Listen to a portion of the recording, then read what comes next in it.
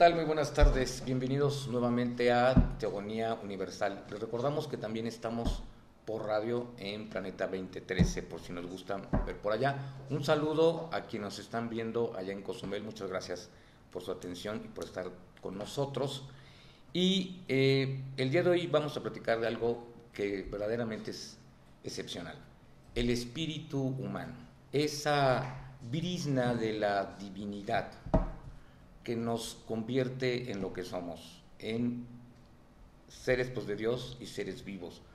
Pero este espíritu que tiende siempre hacia la evolución y la perfección, ¿cómo debe de encaminarse? ¿Únicamente en la autocontemplación para llegar a la felicidad? ¿O tiene razones y responsabilidades importantes, razones y consecuencias en el mundo que lo rodea?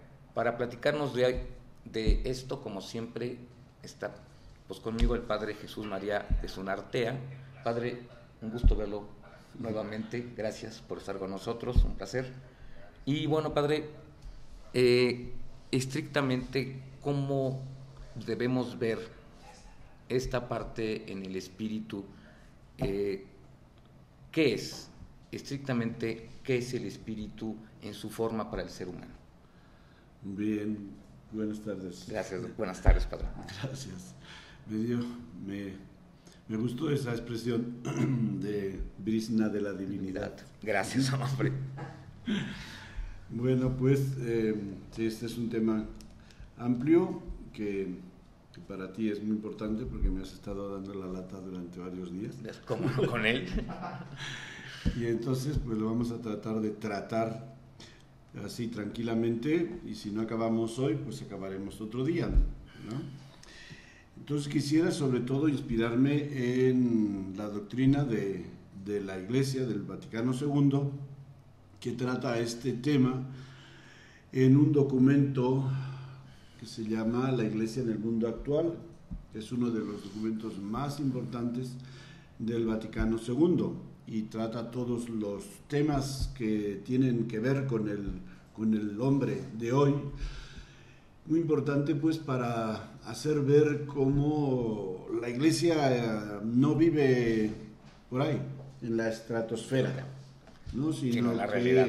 está en la realidad y debe de estar en la realidad del ser humano, donde vive el ser humano. Hoy precisamente estábamos nosotros en nuestra comunidad capuchina comentando el mensaje de los obispos en el sínodo que hubo sobre la nueva evangelización, y veíamos pues cómo precisamente la Iglesia tiene que estar como Jesús, sentada en el pozo, o cerca del pozo, como Jesús estaba cuando se encontró con la samaritana, esperando pues al que quiera, al que necesite platicar de temas que le importan en su vida, ¿no?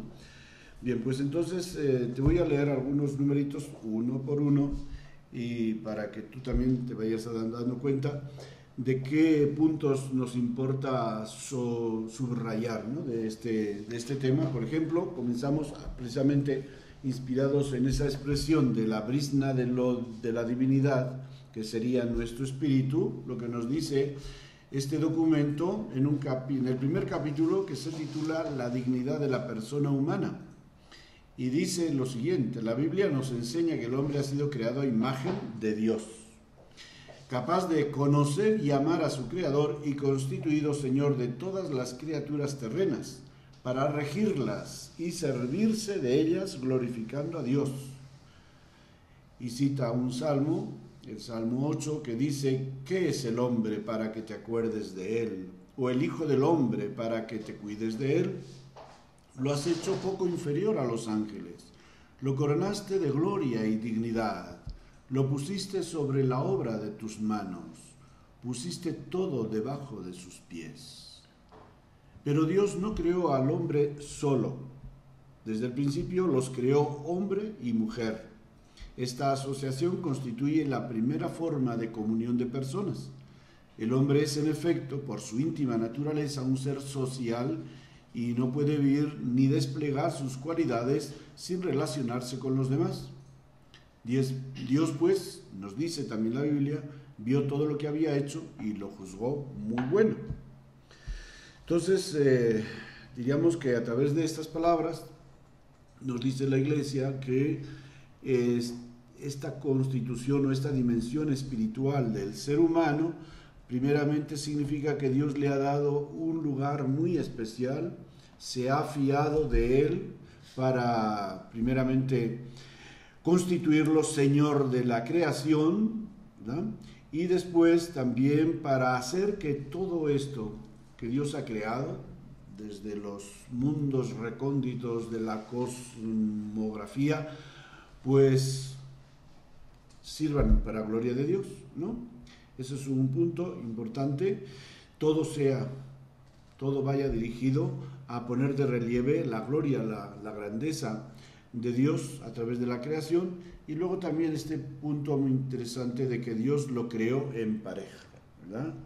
Y pues eso también nos habla de una dimensión muy importante del ser humano, la capacidad de ser con los demás, esa dimensión social que no es solamente pues unirse porque le interesa, sino porque es parte de su constitución, crear comunión, que significa pues tener esa sintonía y esa afinidad, ¿no?, de valores con las otras personas. Entonces todo eso, pues obviamente si el ser humano no tuviera esa interioridad, que es el siguiente punto que nos habla también en este tema, en relación a este tema, pues sería imposible, ¿verdad? Porque los cuerpos físicos, pues, ¿no?, si no están vivos, no se relacionan, ¿no?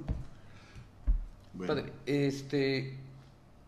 aquí surge como siempre una duda que es muy lógica. Siendo el espíritu una condición de grandeza, un regalo de grandeza, ¿cómo es que lo podemos considerar que está dentro de nosotros y no nosotros dentro de él? Bueno, pues es que diríamos que el espíritu y el resto de lo que constituye la persona, pues son partes de ese misterio que llamamos la persona humana. Entonces el decir que nosotros estamos en el espíritu, bueno, pues eso sería un poco mirando al Espíritu Supremo, que es Dios. Es decir, nosotros nos movemos y somos, dice San Pablo, que nos movemos y somos en el ámbito de lo espiritual, que es Dios, dentro de la providencia de Dios, dentro del plan creador de Dios. Pues en ese sentido sí, estamos dentro de esa interioridad y dentro de ese espíritu, porque todo lo que somos nosotros es una participación de lo que Dios nos ofrece, ¿verdad?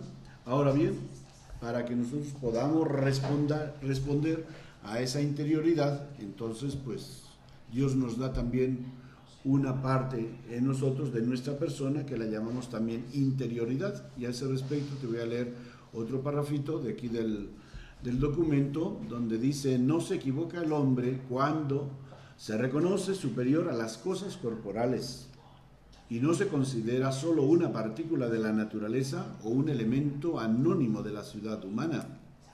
Por su interioridad es en efecto superior al universo entero.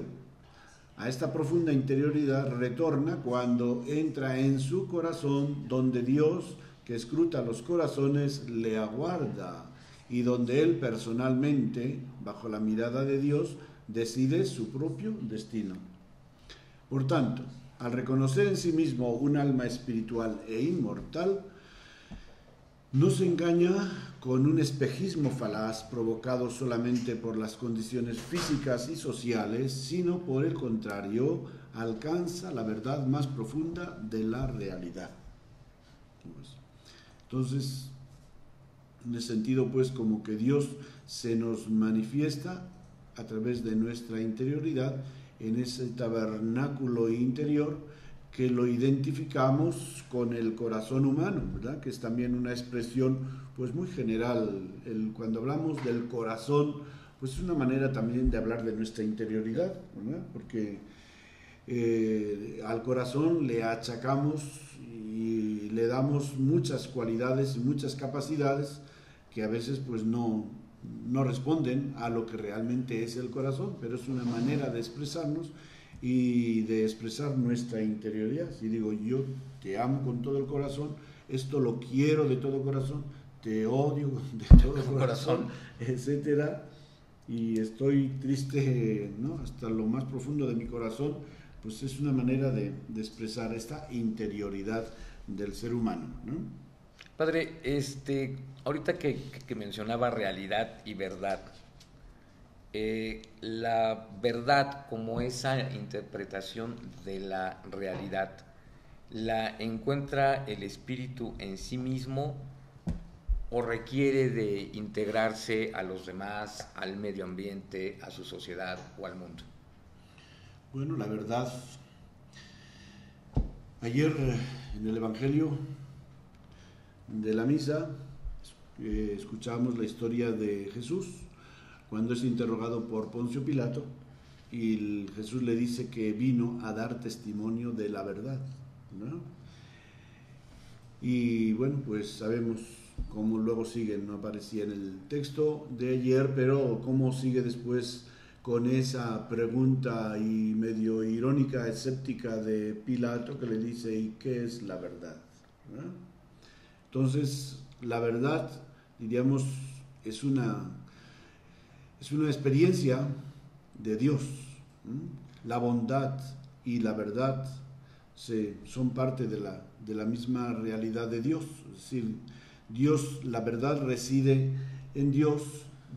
Para que el ser humano conozca la verdad, necesita estar conectado con Dios, porque Dios es nuestro creador, Él es nuestro origen, ¿no? Y vemos pues como en nuestra tradición bíblica, precisamente cuando el ser humano se aparta de la verdad, seducido por la tentación, que ya lo consideramos en otro día, pues es cuando ya se sume en ese mundo de la mentira, de la confusión, de que el hombre anda de aquí para allá dando golpes de ciego. ¿Por qué? Porque se ha apartado de Dios, y Dios es el que lo ha sumido en la verdad, pero él como que se sintió como inquieto y quería tener su propia verdad, y de ahí que hoy día pues vemos como el mundo también patalea, ¿no? Diríamos entre tantos maestros como tiene el mundo, queriendo decir yo tengo la verdad, y sistemas filosóficos y sistemas teológicos y religiones, etcétera, todos, ¿no?, están como proclamando tener la verdad, pero pues para nosotros la verdad reside en Dios, y para nosotros a través de nuestra alma espiritual es como se nos manifiesta la verdad que es una participación pues para nosotros, así como la bondad y el amor de la vida divina. A ver, ¿significa esto que la verdad está inscrita, valga la expresión, en el alma del ser humano, y que la autocontemplación nos las puede mostrar? Bien, sí. A ese respecto, pues precisamente nos habla el número 15 de este documento, que habla de la verdad y la sabiduría, ¿verdad? Fíjate, hablando pues también de la dignidad de la inteligencia humana, que es una participación de la inteligencia divina. Dice, juzga rectamente el hombre participando de la inteligencia divina, que él por su inteligencia es superior a todas las cosas. Con el ejercicio infatigable de su ingenio a lo largo de los siglos, ha realizado grandes avances en las ciencias empíricas y en las artes técnicas y liberales. En nuestros tiempos ha obtenido éxitos extraordinarios en la investigación y en el dominio del mundo material. Siempre, sin embargo, ha buscado y ha encontrado una verdad más profunda, pues la inteligencia no se limita solamente a los fenómenos, sino que es capaz de alcanzar la realidad inteligible con verdadera certeza, aunque a consecuencia del pecado esté parcialmente oscurecida y debilitada. Finalmente, la naturaleza intelectual de la persona humana se perfecciona y debe perfeccionarse por medio de la sabiduría, que atrae con suavidad la mente del hombre a la búsqueda y al amor de la verdad y del bien e imbuido de ella, el hombre se alza por medio de lo visible hacia lo invisible. Y sigue. En nuestra época, más que en los siglos pasados, se siente la necesidad de esta sabiduría para humanizar todos los nuevos descubrimientos realizados por el hombre. El destino futuro del mundo corre peligro si no se forman hombres más sabios. Debe advertirse a este respecto que muchas naciones, económicamente pobres pero más ricas en sabiduría, pueden ofrecer a las demás una extraordinaria aportación. Con el don del Espíritu Santo, el hombre llega por la fe a contemplar y saborear el misterio del plan divino. Padre, en esta búsqueda de la interioridad, las posibilidades de errar también son grandes, es evidente, ¿no? El tener una visión inadecuada, el ni siquiera darse cuenta, porque puede llegar a suceder. Habíamos hablado de que la religión o la religiosidad le es casi inmanente a la mente y al espíritu humano. La intuye y la vive desde siempre. Esta visión, esta posibilidad de intuir un camino que se llame religión, aún creada por el hombre, es una guía para interiorizar la conciencia y el conocimiento del espíritu, o no lo es, claro, o es una creación de la inteligencia, o si es una verdadera guía. Claro, obviamente que es una guía, ¿verdad? Porque la religión, ¿qué es lo que trata? Fundamentalmente trata de mantener una relación con Dios, ¿no? Si decimos que la inteligencia del ser humano es una participación de la inteligencia divina, es una facultad que Dios nos da para como entrar dentro de la inteligencia divina por medio del conocimiento de la verdad, entonces obviamente que la religión cualquier religión tiene como fin y parte de su sentido el conocer, el llegar más cerca de Dios. Quizá en un primer momento mucha gente religiosa no le interesa eso, pero a medida que se va profundizando, pues obviamente que sí. Por ejemplo, pues en nuestra religiosidad cristiana, en nuestra vida cristiana o religión como comúnmente se dice, pues tenemos una sabiduría admirable, comenzando, bueno, aparte de lo que se escribe en la Biblia, ¿no? El Antiguo y el Nuevo Testamento, con los libros sapienciales que hay, y luego pues en la tradición de la Iglesia, Dios mío, lo que tenemos de los que se llaman los santos padres de la Iglesia, una tradición riquísima de volúmenes que uno no los podría quizá leer toda la vida, ¿verdad?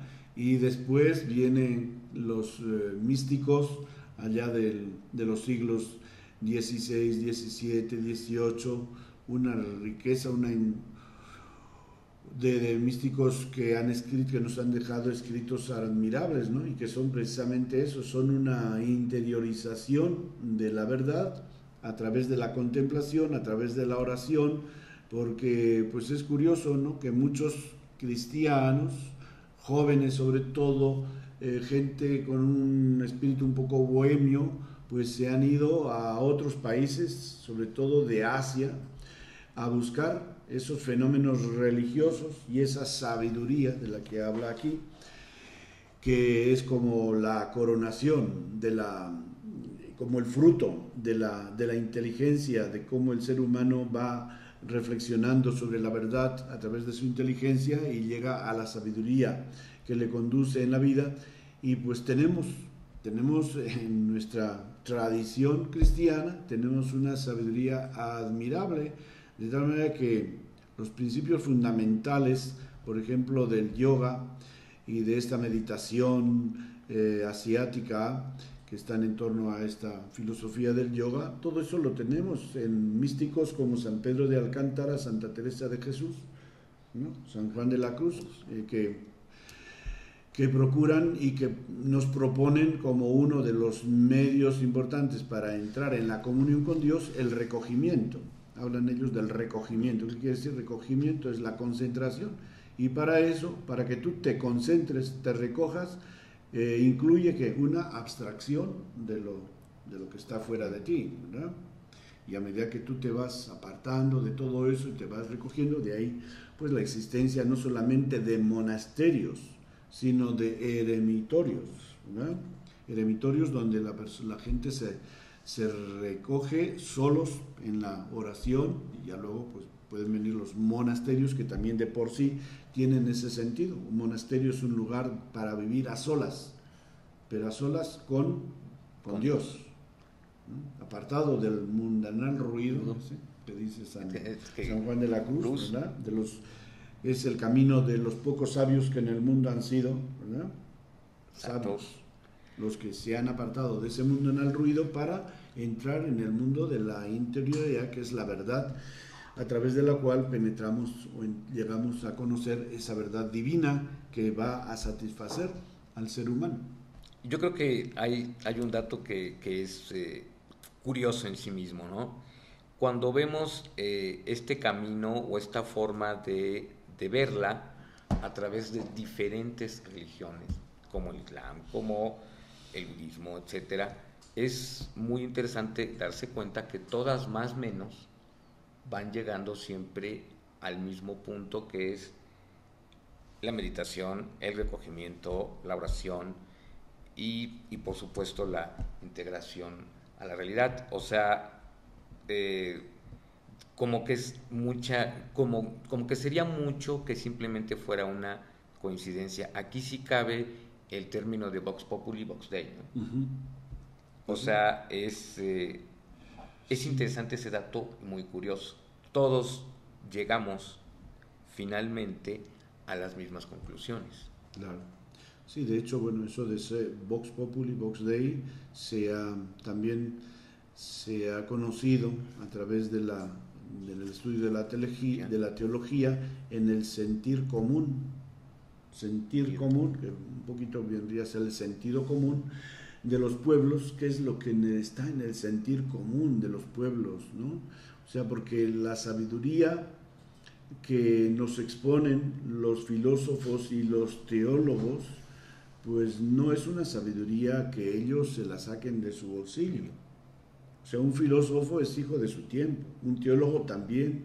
¿Qué hace un teólogo? ¿Qué hace un filósofo? ¿Qué hace una persona que escribe novelas o que escribe ensayos sobre la vida social o sobre los fenómenos de la vida?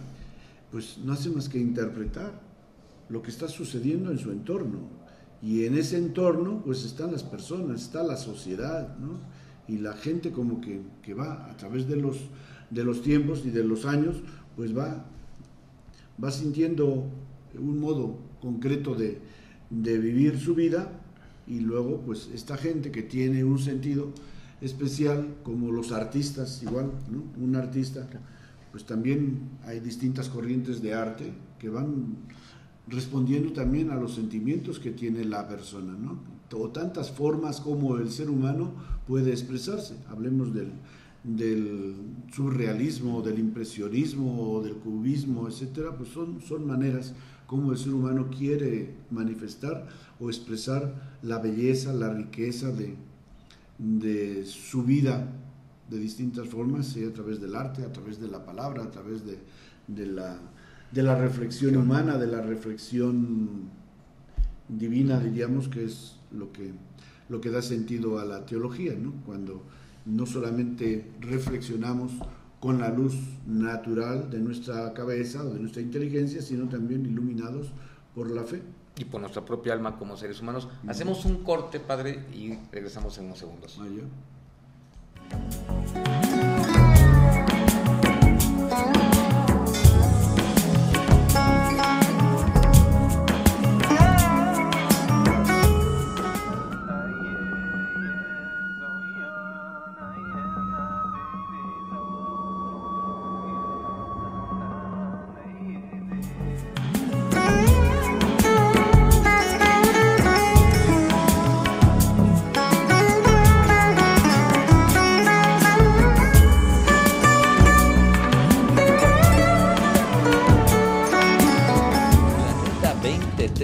Televisión transforma tu mente. Una estación de televisión por internet dedicada al desarrollo de una nueva conciencia planetaria. Planeta 2013 Televisión es parte de Planeta 2013 Networks. Transforma tu mente.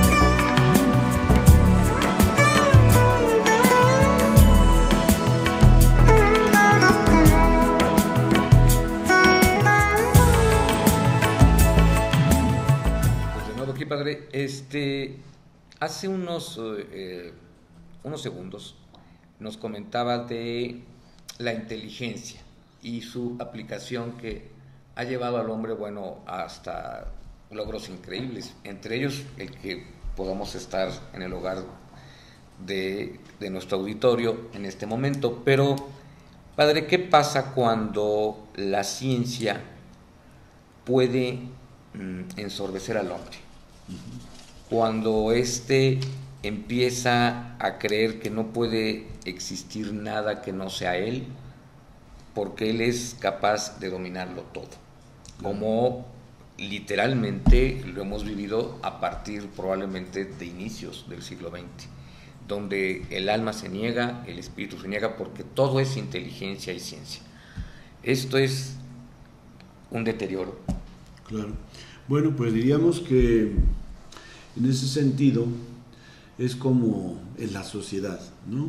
Si preguntamos a ver quiénes son los importantes en nuestra Ciudad de México, los políticos, los doctores, los abogados, los contadores, las enfermeras, los tenderos, los militares, los encargados de la limpieza de la ciudad. ¿Quiénes son los importantes? Todos. No hay nadie más importante que otro. Sin embargo, hay una incoherencia, porque no a todos les damos la misma remuneración. No.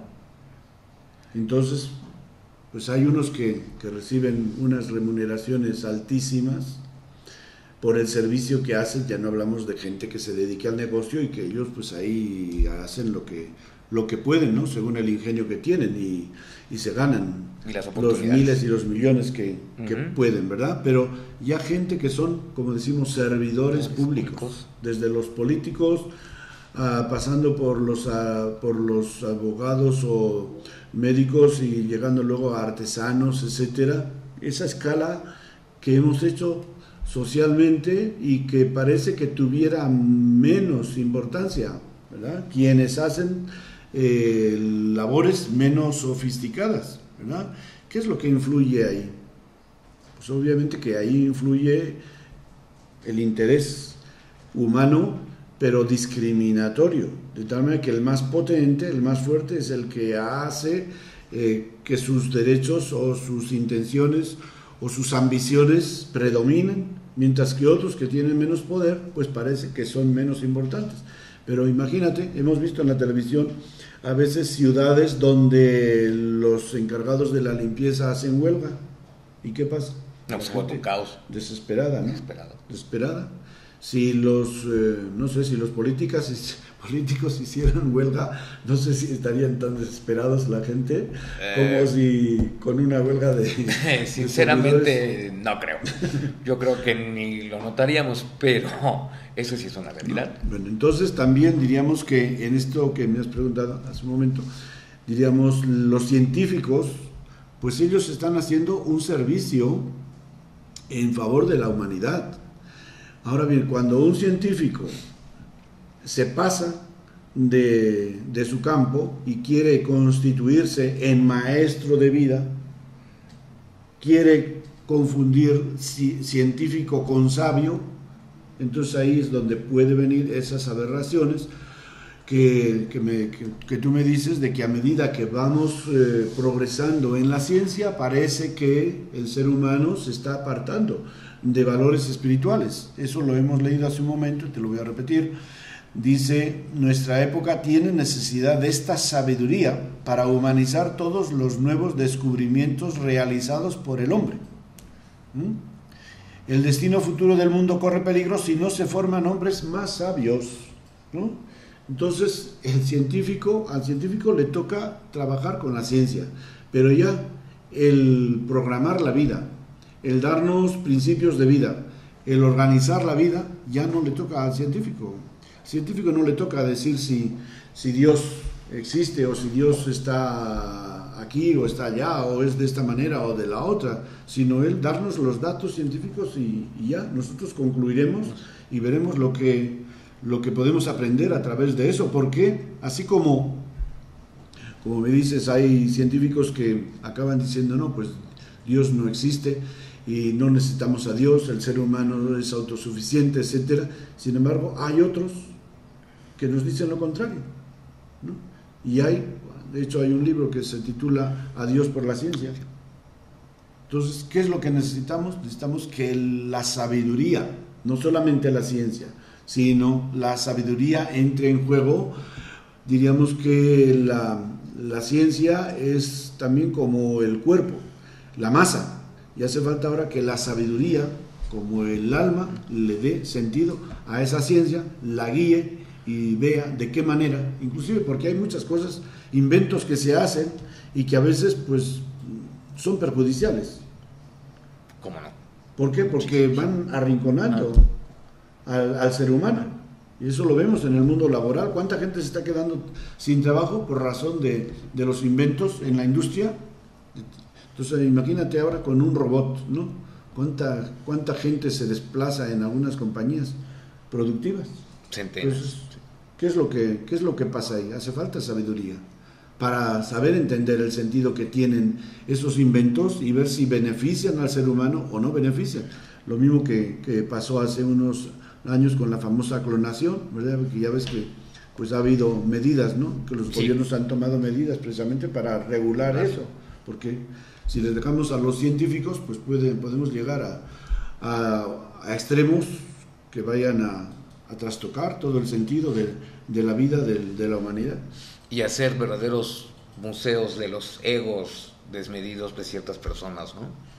Aparte, que sería otro grave problema. Sobre todo que van como perdiendo de vista el sentido que tiene la persona, el ser humano, ¿no? Que hemos dicho al principio, pues es una criatura a imagen y semejanza de Dios y que no podemos jugar con esa persona jugando a ser dioses, porque cuanto más el ser humano quiera apoderarse de sí mismo, y esto también aparece en este documento, pues de pronto aparece más su debilidad, ¿verdad?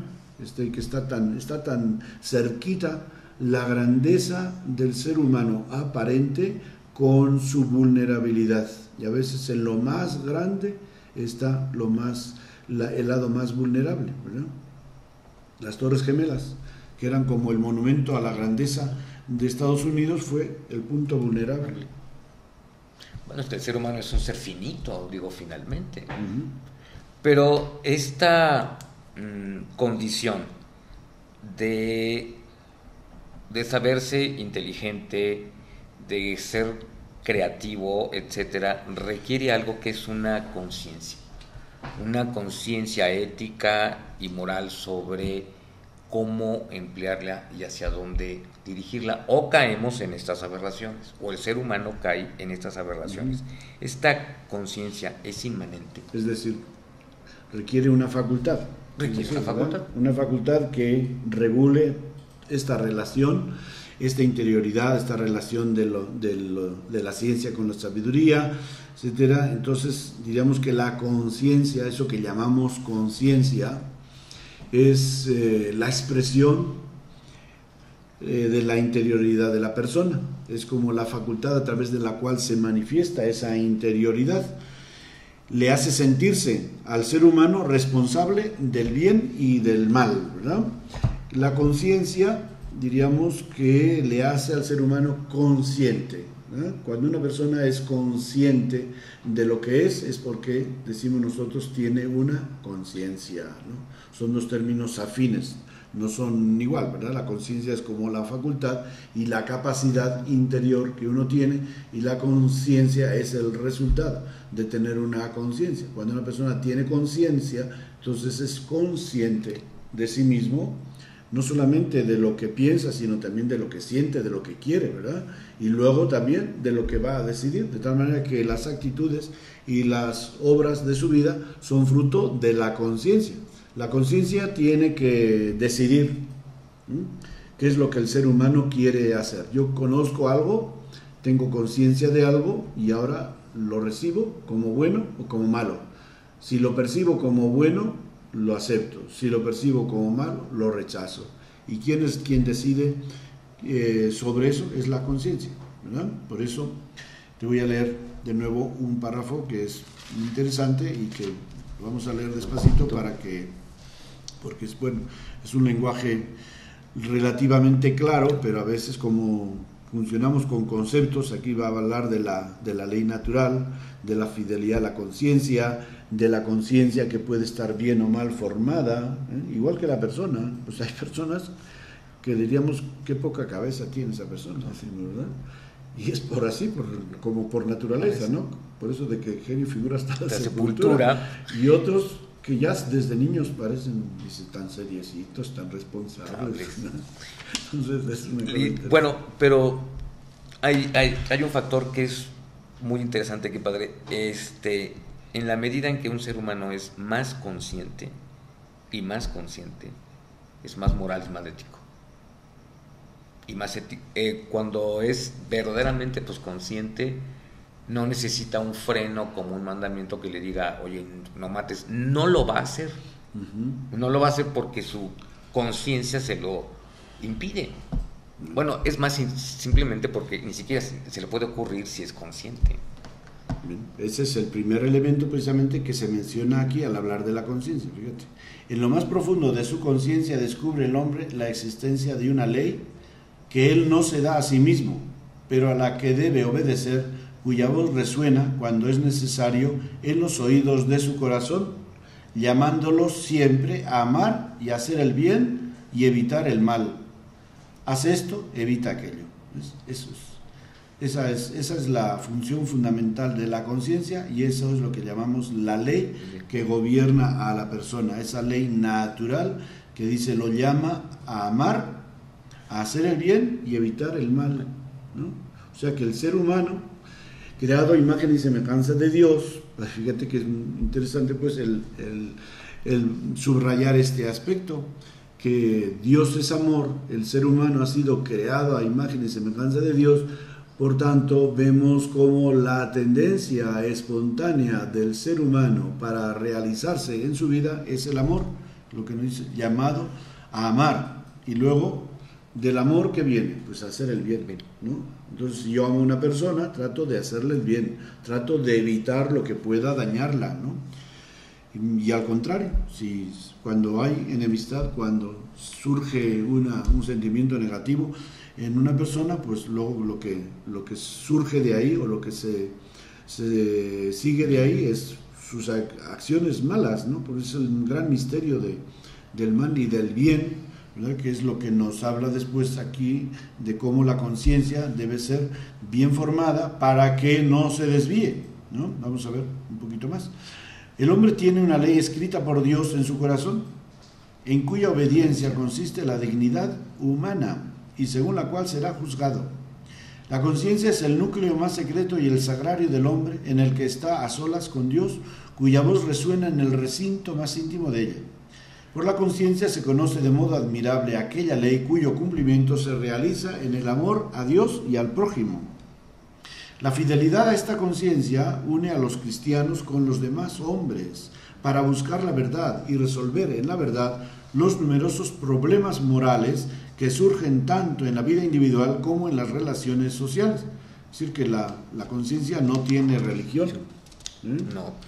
Es decir, no tiene color, no tiene una cultura, por así decirlo, específica que la limite. Es como el producto virgen del ser humano, ¿verdad? Y que luego nosotros lo vamos a ayudar a enriquecerse precisamente en eso que te decía, de una conciencia mejor o peor formada.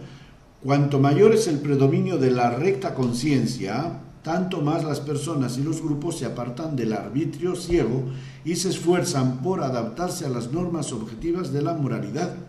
Sin embargo, muchas veces ocurre que la conciencia hierra por ignorancia invencible sin que por ello pierda su dignidad. Pero no se puede decir esto cuando el hombre se despreocupa de buscar la verdad y el bien, y poco a poco, por el hábito del pecado, la conciencia se queda casi ciega. Quiere decir, ejercer el mal en la conciencia es simple, ya ni sencillamente el hecho de que ese es inconsciente. Inconsciente, irresponsable, más bien, quizá. Pero eso tiene un trasfondo, ¿verdad? Que dice aquí, habla de la conciencia recta. Cuanto mayor es el predominio de la recta conciencia, tanto más las personas y los grupos se apartan del arbitrio ciego y se esfuerzan por adaptarse a las normas objetivas de la moralidad. Es decir que, bueno, pues es un gran misterio. Es decir, si a nosotros nos hubieran dejado por ahí, en la selva, sin una educación, sin una familia, ¿qué hubiera sucedido? Pues es difícil, ¿no? Pero de todas maneras, la conciencia de toda persona humana, desde el punto de vista que Dios nos ha hecho sociables, pues ya va a recibir influencias de la persona que está junto a ti, junto a mí, o junto a, ¿no?, que convive con nosotros. Por eso, pues diríamos que la conciencia del ser humano, pues no es una conciencia plenamente individualista, para decir yo hago y deshago a mi antojo. ¿Por qué? Porque yo estoy viviendo contigo. Porque Dios hizo al ser humano hombre y mujer. Al ser humano, ¿sí? O sea, no creó al hombre, sino creó al ser humano. Y al crearlo hombre y mujer, ya nos está diciendo que la conciencia mía, la conciencia de cualquiera de nosotros, tiene una dimensión social y que por tanto yo no puedo hacer las cosas a mi antojo. Hago lo que me da la gana. Esa frase tan común y tan irrespetuosa. Es decir, hago lo que me da la gana. ¿Cómo que te da la gana? Pero es que si tú no vives solo, eres parte de una familia, eres parte de una sociedad, eres parte de un grupo, eres parte de una humanidad, eres parte del ser humano. Tú como hombre, tú como mujer, eres parte de un ser humano. Y lo que tú piensas, lo que tú haces, lo que tú decides, lo que dejas de hacer, repercute en los demás. ¿Y quién te ha hecho a ti dueño de los demás? Para influir negativamente y perjudicarlos. Positivamente sí, les puedes ofrecer la ayuda de tu vida, de tu ejemplo, de tu acompañamiento, etcétera, pero no perjudicarlos negativamente en contra de sus derechos, porque tú no eres responsable de tu misma vida. Pero el alma en sí misma como un don otorgado por Dios, trae inmanentemente la dirección del bien. Claro, por supuesto. ¿O la podemos trastocar y deformar? No. La dirección al bien, como has dicho, es inmanente a la conciencia del ser humano. Es que si no, pues, imagínate, pues ya diríamos que Dios es la causa de todos los males que hay en la humanidad, ¿no? Dios hizo al ser humano bueno, muy bueno, ¿no? Y por eso, pues, el ser humano, naturalmente, mientras no esté viciado por otros elementos, como aparece pues en nuestra tradición bíblica a través de la historia del pecado, pues mientras no se deje seducir por sus pasiones, claro está, ahí está ese reto, porque las pasiones son fuerzas interiores, y cuando nosotros nos dejamos seducir por ellas, es decir, nos dejamos engañar por ellas, entonces nos dirigen hacia el mal. Si nos dejamos guiar por ellas como capacidades para superarnos, para crecer, para hacer más, entonces nos ayudan positivamente. Ahora, en cualquier caso, siempre habrá que expandir la conciencia. Claro. ¿Qué la orienta para poder expandir? Porque pues el ser humano, desde que la persona nace hasta que muere, imagínate las situaciones tan diferentes por las que va a pasar. Tú como doctor o yo como sacerdote, pues nos encontramos con situaciones muy difíciles en las cuales tenemos que intervenir incluso en la vida de otras personas. Si yo no tengo una conciencia bien formada, si no tengo la suficiente formación intelectual o sabiduría en este campo de la vida del espíritu, como tú en el campo de la salud corporal, pues entonces, imagínate, qué disparates vamos a hacer, ¿no? Y eso es parte de nuestra conciencia, y es parte de la conciencia, porque esa conciencia a ti te va a decir en qué manera debes tú ejercer o ejercitar todo eso que sabes en beneficio de esta persona, o en qué manera no. Entonces, ciertamente que la conciencia tiene que ir desarrollándose en la medida en que uno quiere asumir responsabilidades que puedan afectar positiva o negativamente en los demás.